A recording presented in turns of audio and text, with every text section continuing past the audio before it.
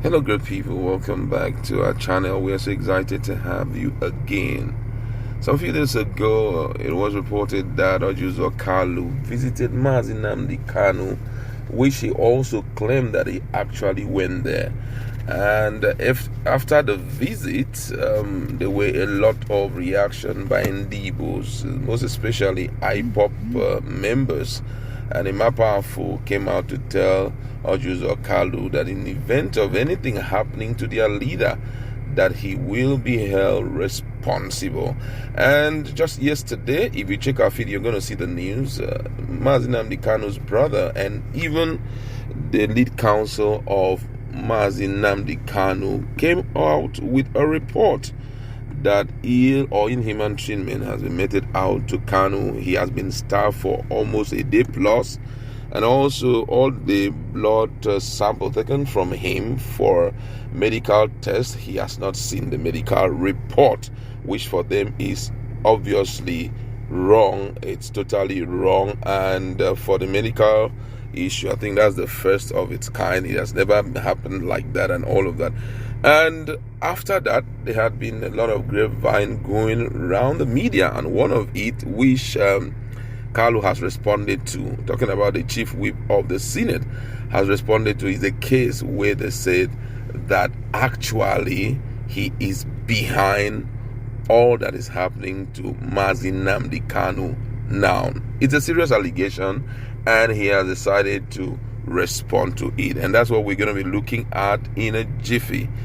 But before we do that, if you've not subscribed to our channel, kindly hit the red subscribe button and also the bell icon so that you get notification anytime we publish our videos. Now, according to the news, the chief whip of the Senate and the former governor of Abia State, Ojuzo Kalu, has described the report linking him to the starvation of the leader of indigenous people of Biafra, IPOP, Nnamdi Kanu, in the custody of Department of State Services, as a lie and cheap propaganda.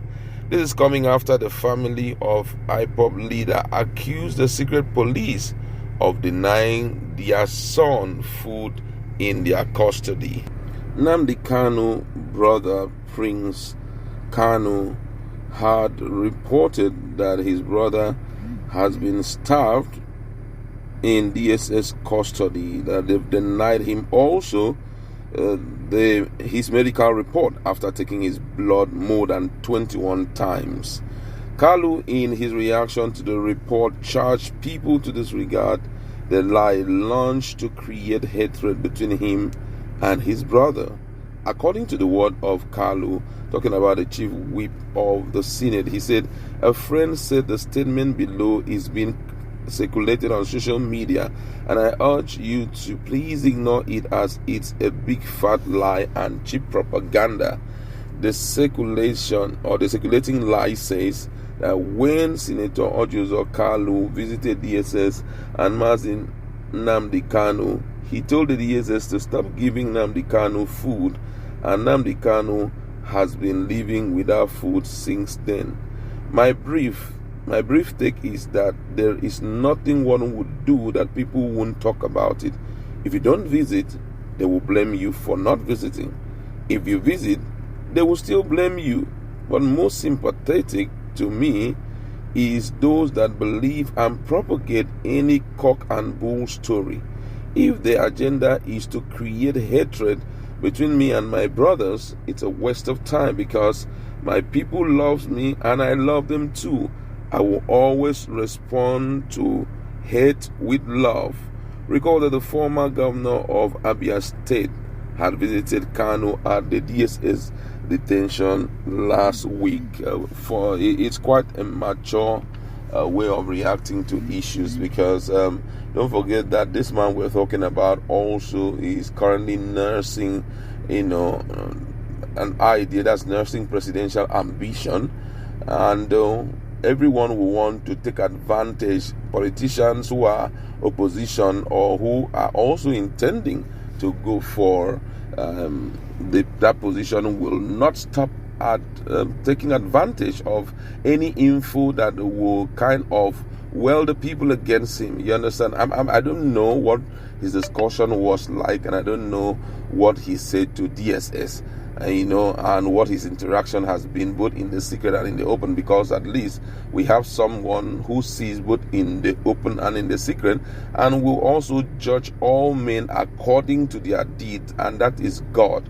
God sees everyone in the open and in the secret. So, but for me, I don't know if he had done such a thing, but then I know that there's nothing politicians cannot do, especially at a sensitive moment like this.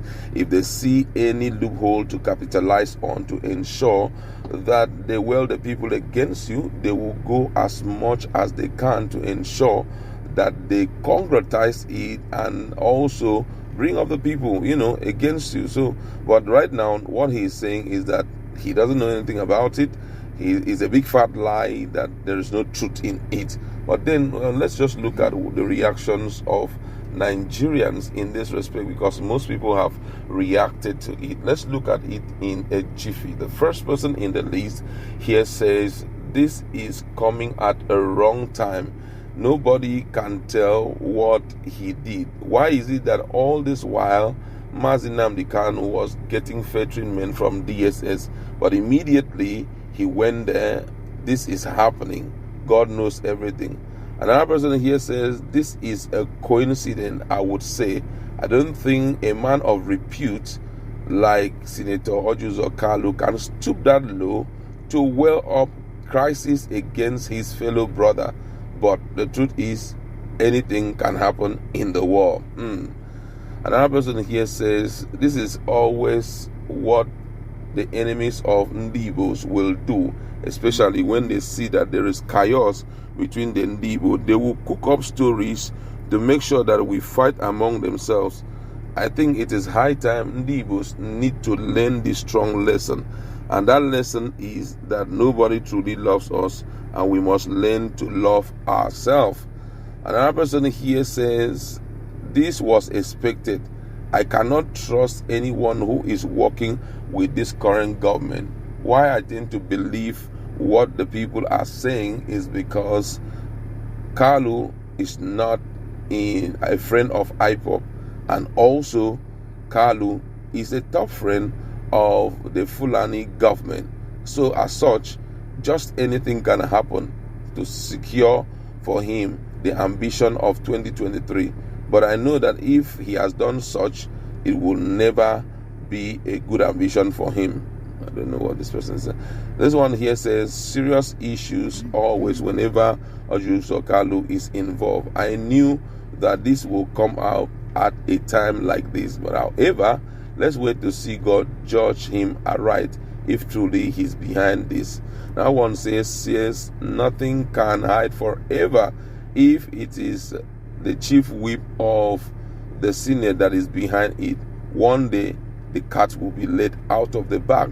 Then he will see the rod of the Ndibos." So many reactions coming from Nigerians, but I like to leave it there. Go to our comment section.